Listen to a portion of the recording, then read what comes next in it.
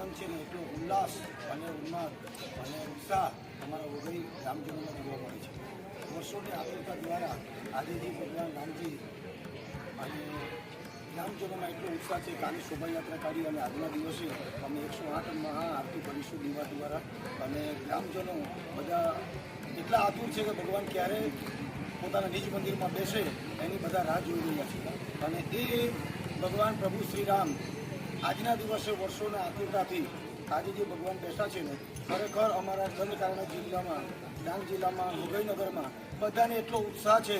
અને ભવ્યાથી ભવ્ય, રમ્યાથી રમ્ય, ગમ્યાથી ગમ્ય એ લોકો આ ઉત્સવ ઉજવે અને આખા ભારત દેશમાં, આખા ભારત ભૂમિમાં જે રામજીનો પ્રાણ પ્રતિષ્ઠા મહોત્સવ થઈ રહ્યો છે, ખરેખર બહુ અનેરો આનંદ છે.